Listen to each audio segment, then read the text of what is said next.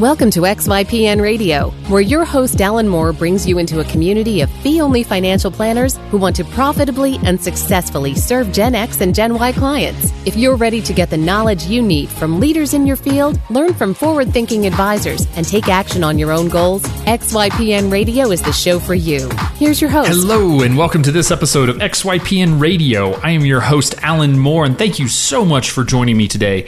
Today's episode I am so excited about because it's an interview with Matt Cosgriff, who is the quintessential intrapreneur. Now, I know we talk a lot about entrepreneurship, but intrapreneurship is an incredibly powerful model of basically being able to start something like an entrepreneur, but inside of an existing firm. Now, Matt's story is that he wanted to start his own firm so that he could work with younger clients, but ultimately decided he just wasn't ready to do so. But he was able to find a firm that wanted him to build out a NextGen focused service model inside of their existing practice. It is an awesome example of a firm within a firm concept that you may have heard myself or Kitces mention in previous episodes. So if building out a next-gen service model inside your existing practice is your goal, then I encourage you to listen to this episode all the way through and go back and also listen to episode 32 with JD Bruce from Abacus Wealth Partners, and that is xyplanningnetwork.com/32 to hear both ways that we typically see firms accomplishing this goal of serving next-gen clients inside of their existing firm. Now, as always, you can access the show notes and additional resources that we mentioned during the episode at xyplanningnetwork.com/36. And also be sure to join our VIP community at xyplanningnetwork.com/VIP. Without further ado, here's my interview with Matt Cosgriff. Hey, Matt, welcome to the show, man. Hey, Alan, how you doing? Doing great. For all the listeners out there, Matt is a total rock star because we have had some of the worst technology issues. For some reason, just with Matt, we've never had a problem, and suddenly we lost 2 recordings. This is literally the 3rd time that Matt has graciously given up an hour of his morning to record. So, Matt, thank you so much for being on. I'm really excited to have you. Absolutely. 3rd time's a charm, I think.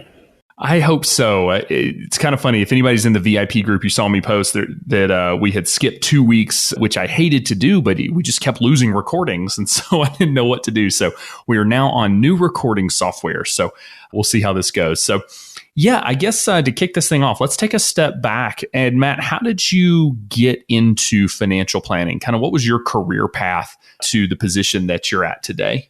Yeah, I always, for whatever reason, I always kind of had an interest in finance growing up.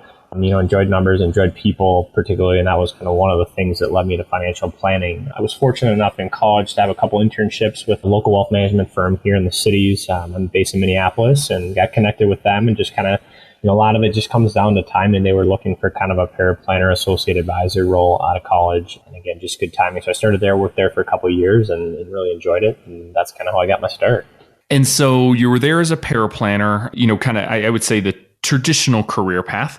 So I guess back in 2014, I guess around the time we were launching XYPN, you and I had a conversation where I was encouraging you down one career path and you ended up taking another, which I think has worked out much better. Anyway, so talk listeners through kind of the decision that you faced as you were kind of evaluating new opportunities at that firm. Yeah, I think it was probably back in 2014. I think I had read Sophia Beer's guest blog on Michael Kitces' blog. And that was kind of the start of maybe the spark of, oh my gosh, I can work with my peers and somehow do that profitably. It was such a foreign concept, even just 2 or 3 years ago in our industry. And so seeing that, and then obviously seeing the launch of XY Planning Network, some following conversations between you and I, really kind of lit the fire as far as, my passion for trying to connect with that next gen client. And so as I looked to potentially leave my firm and try and start something on my own, that was really the avenue I wanted to go with. I actually ended up leaving my prior firm with aspirations of kind of launching my own thing. And at some point, I kind of came to the realization that maybe the time wasn't quite right. I was kind of continuing to interview and keeping doors open as far as kind of a plan B.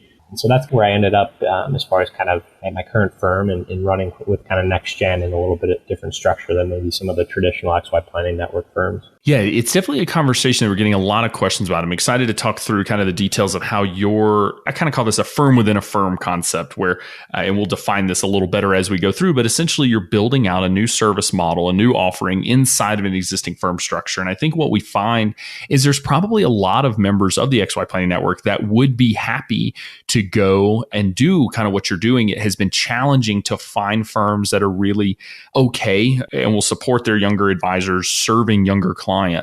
But if you can find that opportunity, it's just fantastic. So I definitely think it's a avenue to serve younger clients. And we're very supportive of any way to get, real financial planning into the hands of young people. So what was that conversation like? One, how did you even find this firm? And then how did you kind of bring up the subject of like, hey, I'm not, interested in coming here and only working with the existing clients. I really want to do something kind of new here. Yeah. So like I said, I kind of took the leap of faith into entrepreneurship at 25. And I just kind of came to the realization as I was kind of keeping my plan B open as far as interviewing and kind of building out a business plan. If I continue to go down the road on my own, that, maybe it was too early. I didn't yet have the CFP, didn't know if I maybe had enough saved up. And so it's funny looking back, it really kind of almost happened sort of randomly, but I met a advisor at the firm I'm at now the prior year. He heard that I was kind of out on my own looking. And so he reached out, we grabbed a beer, and I kind of told him what I was really passionate about and what I really wanted to do, and that maybe, starting to come to the realization that maybe it wasn't the right time in my career to take that leap. And he said, why don't you come build it for us? We're increasingly becoming aware of the need to connect with NextGen clients, and none of our kind of prototypical gray-haired advisors necessarily have the inclination or maybe the expertise in how to serve that generation. So why don't you come do it with us? You can pursue some other passions on kind of the 401k side. And so it kind of happened randomly, but it was certainly glad it did in hindsight. So in terms of the firm, this advisor that you were interviewing with, where does he fall in terms of kind of the overall structure? Is he the owner or just one of the advisors there? Yep, he's actually a retirement plan advisor. So he works with our 401k team that, primarily focuses on corporate 401k plans, doing consulting and stuff like that. So he's not an owner, he's not a partner, but, definitely well respected within the firm and had some capacity to kind of run things up the flagpole, so to speak, when he learned that I was interested. And so that was kind of the first step. I eventually, sat down with a couple of the partners, told them what I was interested in, learned a little bit more about what the opportunity. Again, it was kind of one of those things, the job wasn't posted online anywhere. It was, again, fairly lucky to kind of end up where I was at, but really glad that I did. That's fantastic. So tell us a little bit about the firm, in just kind of overall structure and size. And you mentioned 401ks, management, and that sort of thing. So just give us kind of an overview of the firm that you're at. Yeah, so the major firm that I work at is Bergen KDV. When I joined, it was actually KDV. We merged with Bergen Paulson, which was largely an accounting firm out of Iowa. We're based in Minneapolis. So this past summer, we merged firms, actually. So we had about just shy of 300 employees, about 25 in kind of the wealth management 401k space. We have about 300 or 400 million in individual assets and either just shy or just over $1 billion in 401k assets. So pretty decent sized shop. Again, inside of a CPA kind of accounting firm. So a lot of business to business work, but obviously we're focusing primarily on individuals. Okay. And where, I guess, kind of when you were hired, where did they envision this service model sitting? So we had JD Bruce on a few episodes ago, and he talked a little bit about kind of how it's more of it's a single brand, I guess, service model for all clients that they're kind of shifting towards. So where did they kind of see this fitting, or were they not sure when you were first hired? Yeah, probably a little bit of both. It was definitely would sit in kind of formally within the wealth management department. I report to a couple people in the wealth management department. But it was really, their vision, my vision was really this was a service model that would really complement the existing one that was primarily focused on business owners nearing or in retirement. Largely had a liquidity event and were looking to do some planning, largely focused on retirement. And so the model that we set up, that we named LifeWise, a separate brand, which I'm sure we'll talk about more in a minute, would basically sit within wealth management and would complement, but really focus on a different niche. So focusing on kind of that 28 to 45-year-old young professional that, has planning needs, but doesn't necessarily have $1 million yet. So they don't necessarily fit into that kind of traditional wealth management structure, if we want to call it that. So makes sense. So yeah, I definitely want to talk about the structure of how you're working with clients, but before we do that, I want to, I know there are a lot of people out there that have had this conversation or have had the thought to have this conversation with their boss.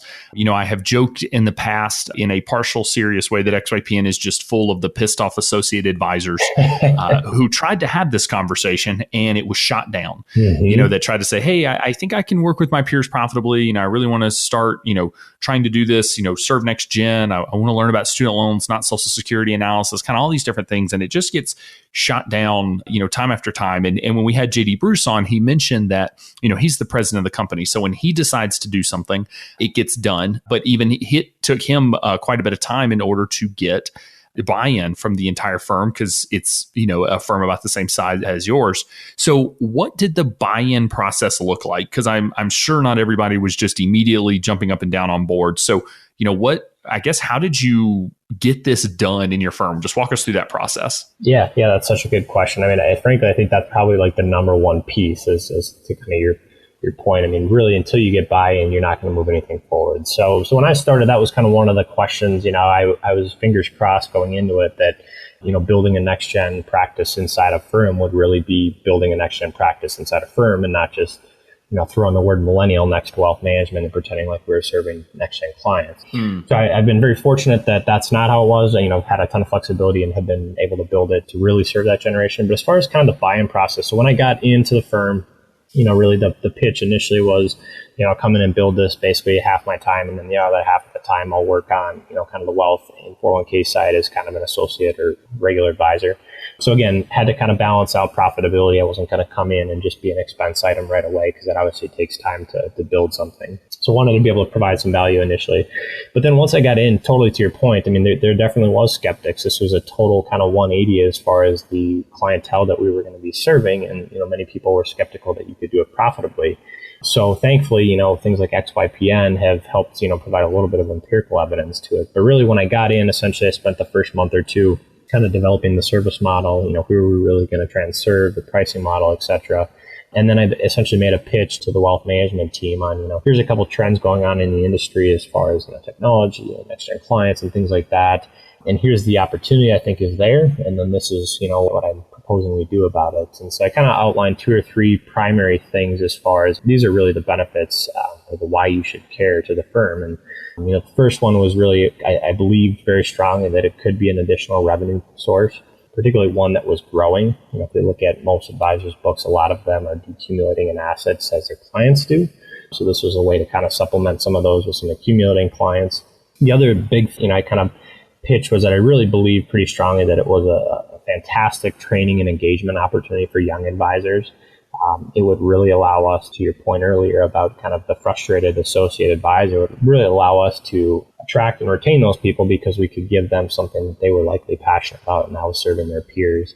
And then the third thing was just really improve client segmentation. We no longer were trying to kind of put the square peg in the round hole, so to speak, as far as trying to serve that 35-year-old lawyer that was making pretty good money and saving quite a bit, but maybe didn't have $1 million yet. So I think there was 3 primary things, and those were really the things that I tried to pitch to the team. And there's certainly skepticism even after that, but I think that went a long ways as far as trying to alleviate some of those concerns.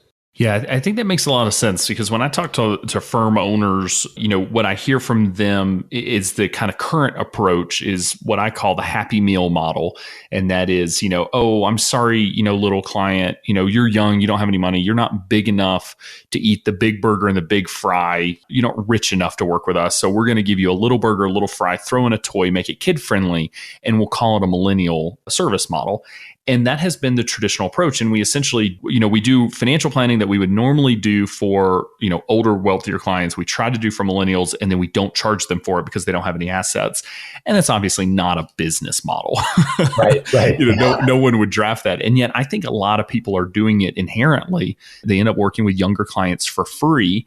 And kind of what you're saying is, hey, we don't have to work with them for free. We can actually make this a revenue source that we can serve them profitably today, and do all these other things in terms of, recruitment and engaging of NextGen advisors, building in, kind of our client base for the future and all these other benefits.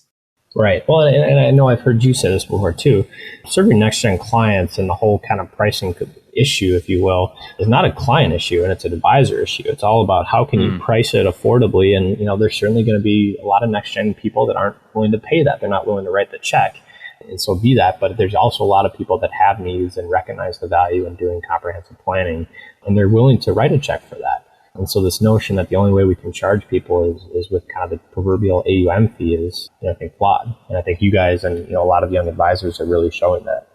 Yeah. And I think it's always funny to me when advisors say like, whoa, no one will pay, $150 a month for financial planning. And I always laugh because like those are the same advisors that not too long ago were told no one will actually pay for financial planning. They're only going to pay commissions, right? You're only ever going to get paid on commissions. Don't do this whole fee only thing. That'll never work. Right. And what do we see? We see a march towards fee only in that community growing at rapid speeds these days. But yeah, it's just really interesting to hear the objections. And I will say, and maybe we should caveat this at the beginning of the episode too, is to say that like, I'm not a big believer that you should serve younger clients. I don't like people shooting on themselves. I like people that want to serve younger clients because they're passionate about it, because they have the team members that really want to. But you don't give me a list of 100 excuses for why you can't, because you can. And Matt, you're a great example of this. JD Bruce is a great example of this. It's more about, do you want to? And do you have the passion for it? And are you willing to commit the resources to it? Because it can be done. It's just about actually wanting to do it. So I should probably throw that on the front end. But well, and I would agree, Alan, 100%. I mean, I think it's really, really important that if you're serious about doing this and getting into the NextGen game, do it and jump in, with both feet. But you can't kind of dabble in it because it's difficult. You gotta find ways to develop clients. It could potentially be a different service pricing model. So I totally agree. It's got to be something you're serious about. And if you're not serious about it, there's no harm in that either. In fact, to your point, I think it's probably best not to try and dabble in it if you aren't. So what were the objections? You said that you kind of brought these 3 points to the table. Oh, and I should mention that, Matt, you wrote a great article for the Michael Kitces blog as well. And so we're going to post a link to that in the show notes about how you kind of built this out inside your firm. But one of the things you linked to in there was a pitch deck, which I think was brilliant. I thought that was so solid, which literally the PowerPoint slides that you sent, that you showed your firm. So we'll be sure to link to that in show notes so listeners can check that out. But what were the objections? So, beyond just this initial meeting, you get some people on board. What were the hangups beyond that? Were they kind of still the same thing? They just didn't believe you? Or were there other things that you started to see crop up that maybe were the real root questions that were being asked? Yeah, I think there was probably 2 main things. I mean, the first was just the why. I think in any new business initiative, particularly something maybe outside of the norm where you have to refocus, core resources and time and people, et cetera, to kind of a new initiative, people are going to ask the question why, and it's an important one. So I think that was the first thing I had to answer, and those were, the answer to that was a couple of things I had mentioned, improved client segmentation and revenue center, et cetera. But once we kind of got over the why, like, okay, we understand maybe why we should start to do this, then it was kind of, how is this going to be profitable? How are we going to market it? All those different things. And I think the profitability was the biggest thing. The traditional AUM model is, you're looking at 1% on $1 million, 10,000 plus potentially in revenue. And so this idea where we could serve clients at $150 a month, it was almost incomprehensible to a lot of advisors. But I think definitely with technology, just being more efficient, maybe stripping out some of the excess that, isn't really relevant to the NextGen clients.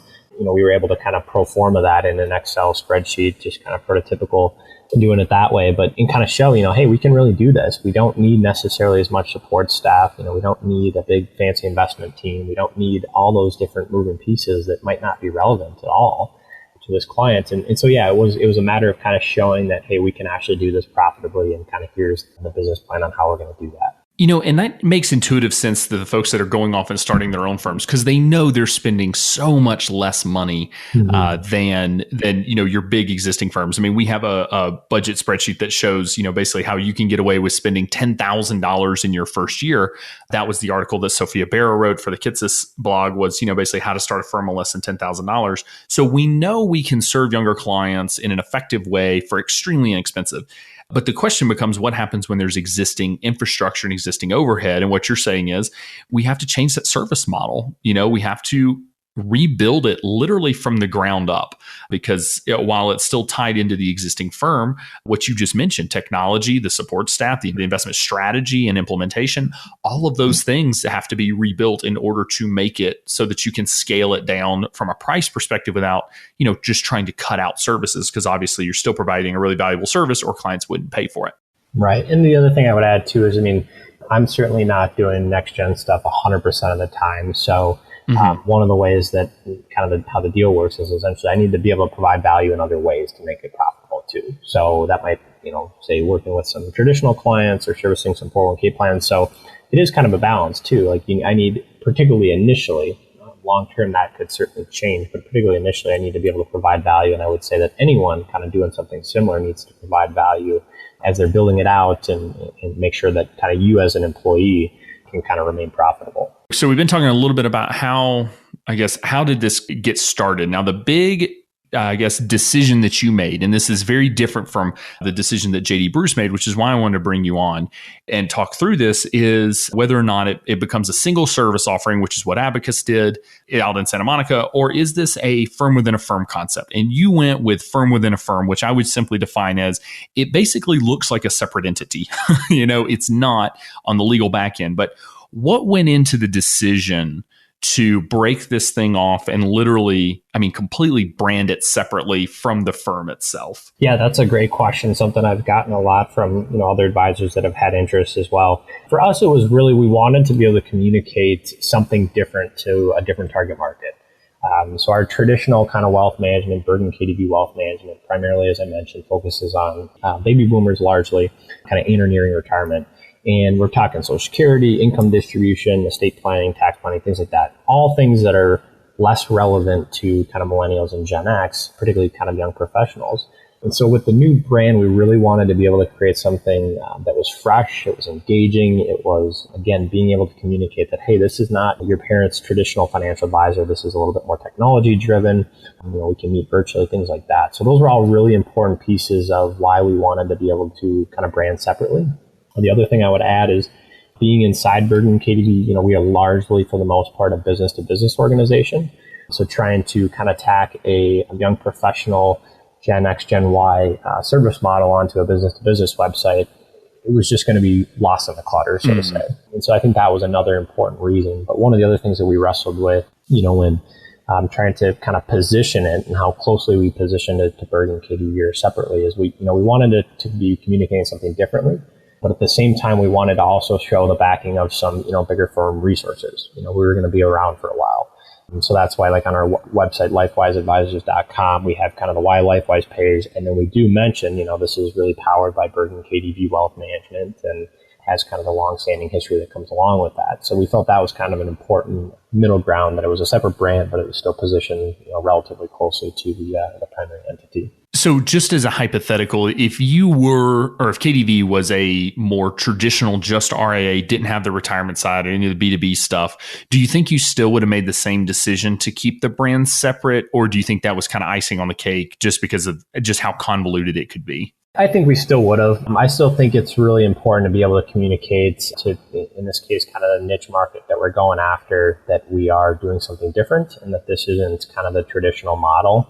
That's not to say that you can't do it and just use the same brand, but I was a pretty strong believer in that we needed to be able to communicate something fresh and new and relevant to that target market. And so that, if a 35-year-old couple comes to the website, they're not reading a bunch of blogs about Social Security. They're reading a bunch of blogs about how to pay off, graduate student loans or saving for a first home or things like that. And so I think we still would have probably made the same decision, even if we were maybe a little bit more independent of a wealth management firm.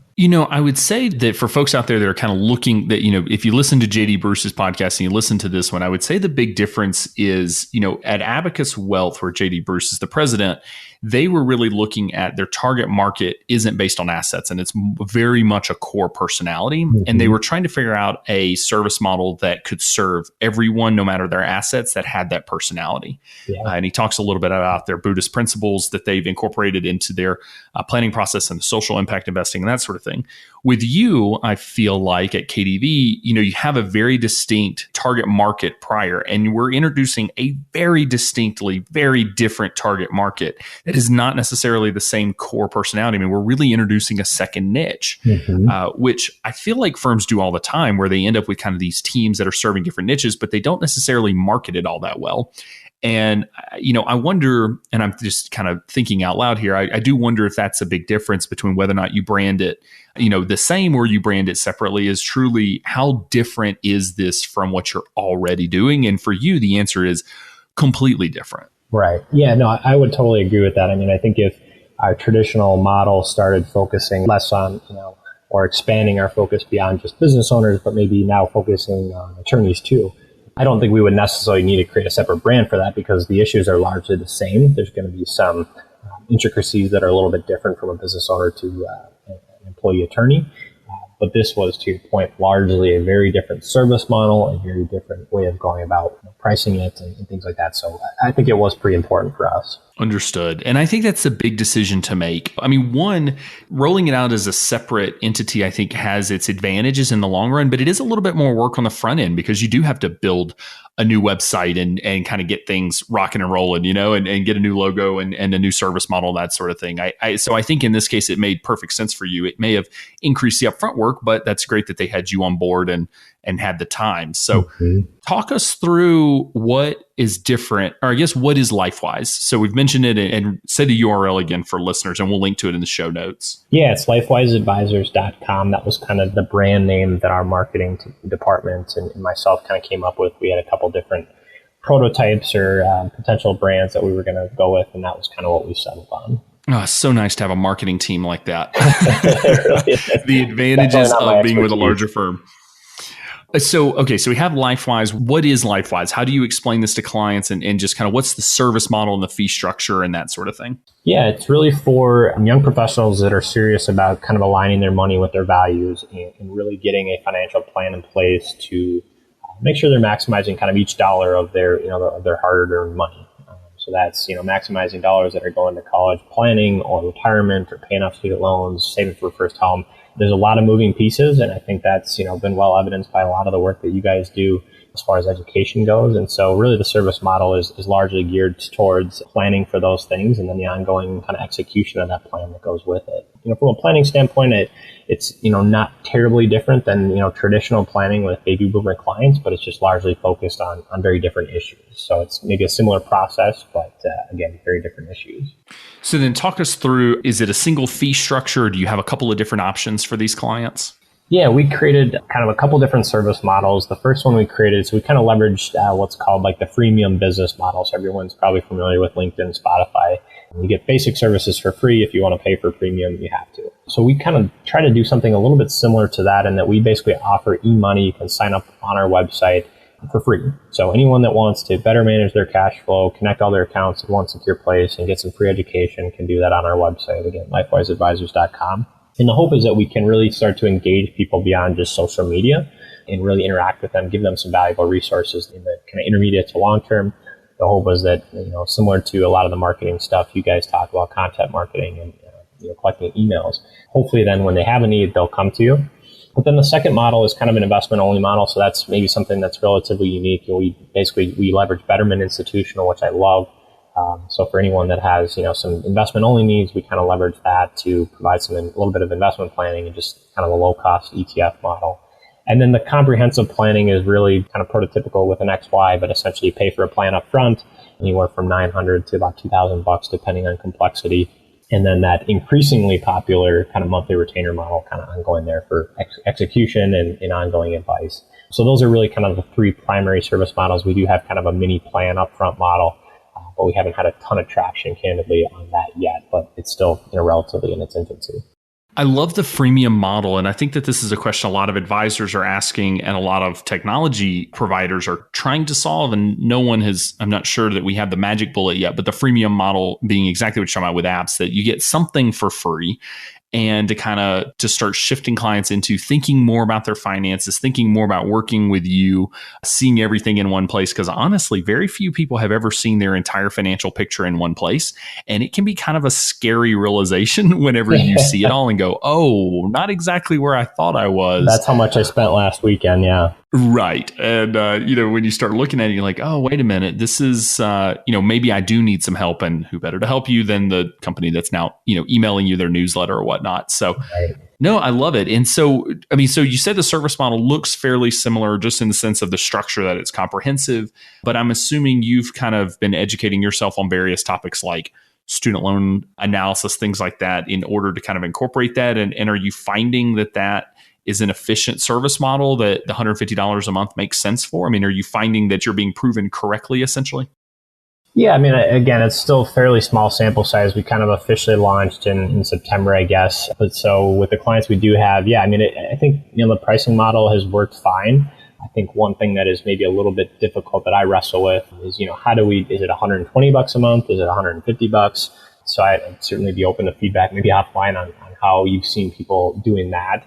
But as far as kind of the ongoing service model and focusing on student loans and kind of those relevant issues, I think those conversations and that planning have been extremely valuable to clients. And they're usually pretty refreshed as far as, oh, wow, we're actually talking about things that are relevant to me and not Social Security and maybe retirement planning, which is 40 years away. So I think that has definitely resonated well with clients. Yeah. And honestly, I don't know that I can be of any assistance other than to say everyone's trying a lot of different things. And the more narrow the target market, if you only work with, doctors graduating residency into, becoming cardiologists, it's a lot easier to set a pricing model than when you work with, young professionals, because there's this kind of ambiguity around complexity and needs. And the more, tightly targeted your client base, the easier it is to define a service model that's very replicable and therefore easier to price. But I think it's going to require some experimentation. And I suspect even at a larger firm, you'll find that you end up with sort of a subset of young professionals, some sort of, niche market, because ultimately you'll get 3 or 4 clients in that niche, and then they'll start referring other clients in that niche. And you may end up, over time being able to kind of narrow in on what's the ideal price point, not just necessarily fee structure. Mm-hmm.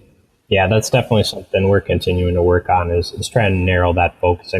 Young professionals, I would say, is a niche, but it's, to your point, it's probably pretty broad. So I think, as we go, if we can, to your point, kind of focus more in on what are those subsets and then really hone in on the pricing model from there, I think that's really good advice. Yeah, in financial planning, young professional is still a niche because no one is serving them. Right. But, and as more people serve them, XYPN Network just crossed the 200 member mark. If we continue to grow and have more and more and more advisors focusing on this market, we kind of foresee the exciting day where we all get to niche a little bit tighter than just saying, hey, we'll work with you and you're young and don't have assets. That's our niche. Over time, that will become, it'll become more streamlined, which is exciting. So, all right. So we've talked about kind of how you made the initial pitch, how you built this out. What about the marketing strategy? Because I think that this is really different for you because you do have an existing firm as opposed to kind of a startup firm that is starting from scratch. So how are you marketing to clients, or I guess marketing to get clients? And I guess what are you learning through that process? Yeah, I would totally agree. I think it is very different from being maybe an independent or kind of a solopreneur. So for us, our kind of short-term marketing strategy, we knew kind of from the get-go that the first kind of client source, if you will, is going to be internal referrals. Like I said, we have about 300 employees, probably about 150 CPAs. So in a lot of ways, we're kind of an advisor's dream spot, being able to work with CPAs and be able to generate referrals from there. So definitely short to intermediate term, that's been my biggest focus is on building those relationships. And, as we've talked offline, it's easier to get the meeting because they're just down the hall, but it's definitely, I don't think, any easier to get the business right away. You still have to be able to generate that level of trust and understanding that you're going to take good care of their clients. And so, I initially did, as we went through the merger, a couple other wealth management advisors and I did kind of a roadshow to the 7 offices, the 5 new ones in Iowa, and just talked about kind of the traditional model of wealth management and then also LifeWise and just, really educational. And then I actually did a presentation to everyone in the firm, largely everyone in the firm, about LifeWise. What does it do? Who is it geared towards? Why should you care? How can we help your clients? And so that was really a good introduction on kind of a macro level. But the last 2 or 3 months, I've spent a lot of time trying to get a little bit more micro as far as meeting one-on-one or in small groups with CPAs to kind of educate them on, again, what is LifeWise? What is the process? What is financial planning? It's such an kind of an intangible thing that sometimes I think it's tough to articulate that unless you really sit down and walk through what the process looks like. So that's been my primary focus, again, kind of in the short and intermediate term, was really building those relationships, particularly, again, being, only at the firm for about over a year and a half. But obviously long term, doing kind of a lot of the stuff that you guys talk about as far as blogging, social media, content marketing, things like that. And the hope is that will be kind of more of a intermediate to long term play as far as leading to new clients. I think it's really important to note that this is not if you build it, they will come. Mm-hmm. It's not that you throw up this service model and just because you're a big firm, suddenly you're going to be flooded with clients. None of us are advocating for that. It does still take a lot of legwork. The legwork that you're doing is very different because it's basically center of influence marketing. Mm-hmm. I mean, it's pure COI push, which is a very different marketing strategy, and actually one that I personally prefer over meeting with prospective clients one-on-one or trying to drum up business in other ways, just because it's more my natural personality and just what I'm comfortable doing.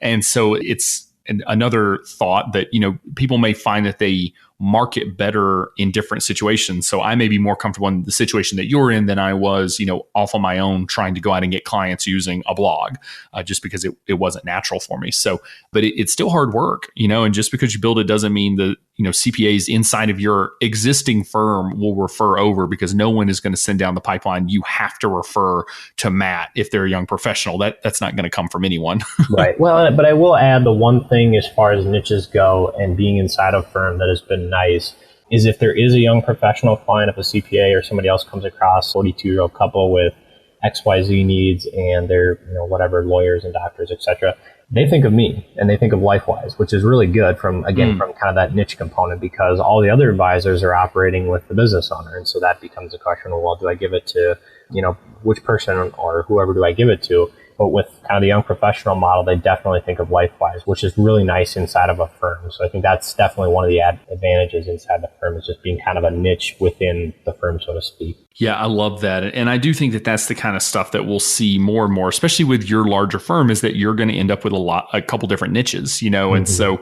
I guess it's a huge advantage that these CPAs are already being inundated with the value of financial planning, right? Because I think sometimes we talk to CPAs and they still don't know what we do for a living, and why would they ever refer anyone to us? And yet your CPAs are getting hit from all angles on, because you have so many different wealth managers, and you're just kind of the one that gets the young professionals, which should be fantastic, longer term. Mm-hmm. Totally agree. So for the younger advisor that's out there that is, inside of a firm that really wants to serve their peers, maybe they just want to get client facing and know that, their boss isn't going to let them be client facing with $5 million clients. What advice do you have for them as they're trying to build this out? What can they do in your mind to be as effective as possible and just really increase their chance of success at getting something like this launched at their firm? Yeah, I think, first off, I think it helps that the conversation seems to be growing in our industry. Even just shy of 2 years ago when I started to have this conversation with our firm, there was still not a ton of press coverage. There wasn't a lot at industry conferences, but even just in the last 12 to 24 months, that has picked up. It seems like almost exponentially. You can't pick up investment news or any type of FPA magazine without a conversation on NextGen. So that kind of empirical discussion and evidence has definitely helped. But as far as just the conversation, I think you just have to get to the why right away. So why do we want to do this? Is it for business sustainability? Is our client base declining because of age and pulling out assets? Is it because, we just really want to complement our existing book with new clients in the space?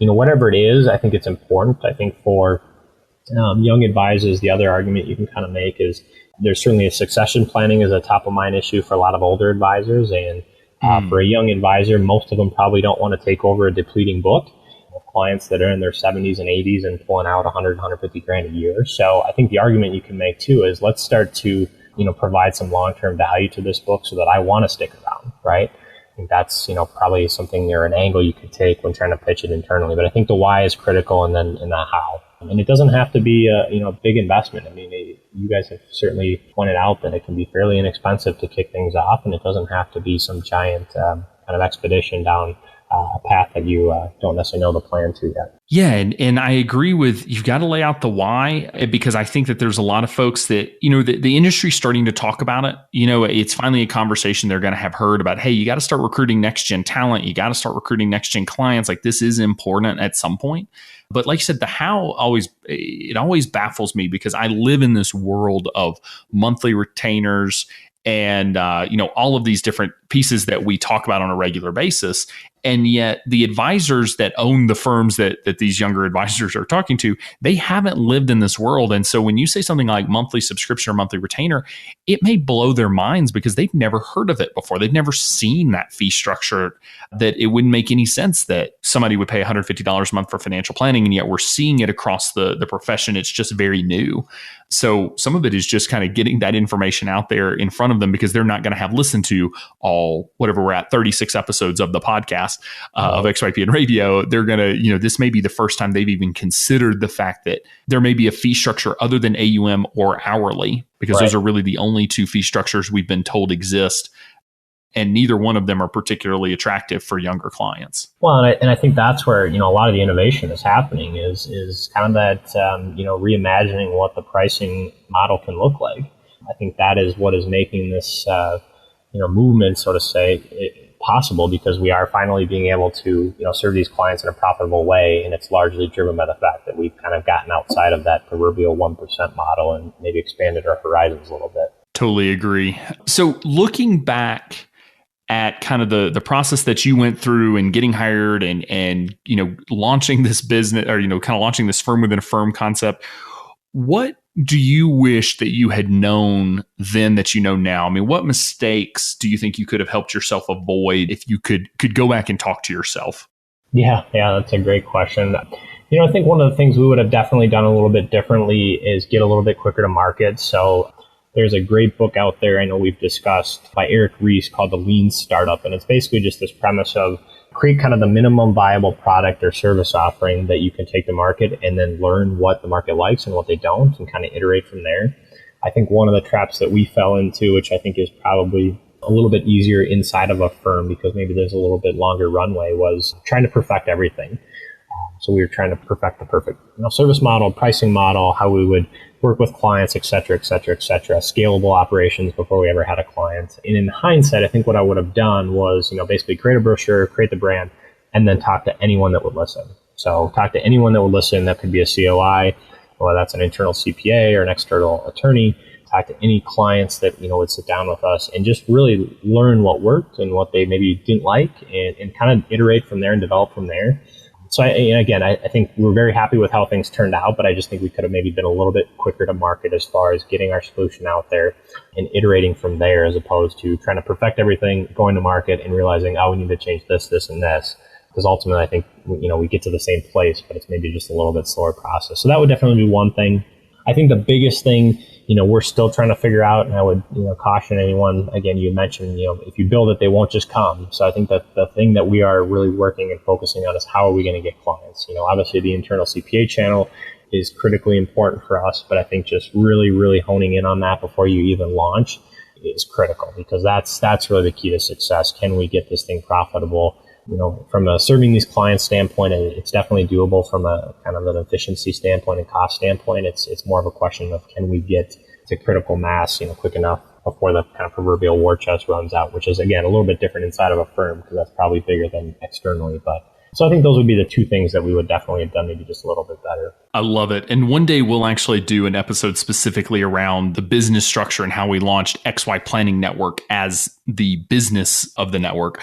And it was very much based on lean startup mentality and kind of that belief system. So if you haven't read the book and you're interested at all in launching a firm or contemplating kind of this entrepreneurship model, which is really where Matt is at, in that you're being, I guess, an entrepreneur inside of a firm. I would say that the Lean Startup book is just a phenomenal resource to really focus on how do I launch without going too far. How do we figure out what the market wants without basically going to market with a massive product or massive service offering, only to find out, hey, actually what they wanted was something very different, but still something that you can provide. Right. Well, and the other thing I would add on that topic that I forgot, was kind of funny. I spent a lot of time when I was kind of starting to go down the entrepreneurial route of building out a business plan. I take an entrepreneurial class in college, and they talk about these big fancy business plans. And then, when I got into Bergen KDV, I did kind of the same thing, but just, adjusted it to be inside of a firm. And it was, it was probably 10, 15, 20 pages. I would have for sure gotten an A in college on it.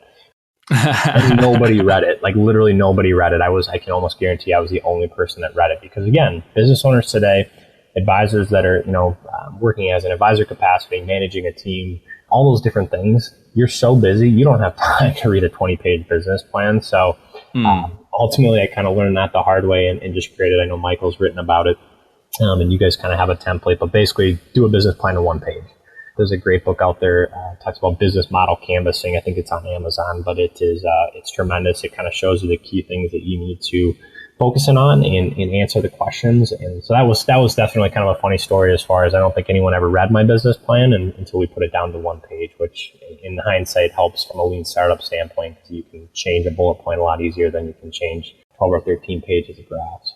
It is kind of funny that you mentioned that, because our last couple of interviews, so with JD Bruce and with Jessica Hovis Smith out of Alabama, a very different firm, and then you have all mentioned the one-page business plan, because ultimately that's about as far as people will read. And if you're lucky, they'll actually get through the one-pager. So did you follow, I believe there's a book called The One-Page Business Plan. Did you follow that model, or did you just kind of make up your own template? No, I actually, again, I'm just trying to pull it up online while we talk here, but it was, if you go on to businessmodelgeneration.com, they have like a business model canvas. It's, it's similar to, again, what Michael's written about. And I know I've seen what you guys have too, but it kind of has like, I think 7 or 8, I can't remember, kind of key components of what you need to focus on, like your key resources, your pricing, your cost, again, all similar to what you guys have done.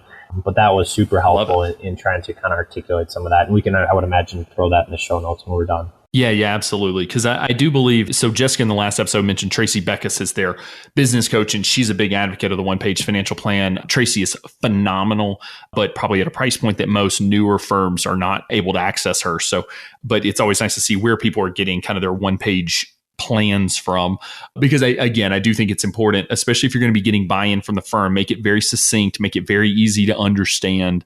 You don't necessarily need to bury the firm owners in data and just, again, 20 pages that they're not actually going to read, because professors, to your point, were impressed by that. Business owners, not so much. So my team is lucky if I get past the first paragraph of an email. So. Well, Matt, thank you so much for being on. This was incredibly educational. And again, thank you for doing it a third time. It's just kind of funny that every one of these has been so different. I wish we had all three, because we would have had 3 hours of awesome content. So kind of funny how each time ended up going very different directions. Well, thanks so much for having me, Alan. It was a pleasure. It's a great conversation to be having, particularly, inside of firms too, because it's so relevant, and, certainly happy to be a resource for anybody that has questions. So. Sounds great. Well, thanks so much, man. Awesome. Thanks, Alan. We have had so many questions about whether or not firms can serve NextGen clients profitably, and if they should, if it's effective. And I think Matt is a great example that it absolutely can be done. For those of you that are out there that want to do so, but aren't in a position or simply don't have a desire to go out on your own, I highly encourage you to keep your head up and just keep pressing forward.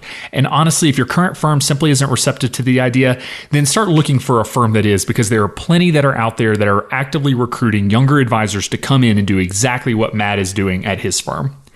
Now, remember to join our VIP community to be able to ask our members, Matt, other guests, and Kitces and I questions, as well as interact with other members of the VIP community to get their perspectives at xyplanningnetwork.com/VIP. Thanks again for joining me today. We'll see you next time. You're not alone, and you're not crazy. It's scary starting, building, and growing your own financial planning firm. And that's why we put together a free private community just for you, the Cutting Edge Financial Planner. Go to xyplanningnetwork.com/VIP or text XYPN Radio to 33344 and join a network of thousands ready to change the lives of Gen X and Gen Y clients.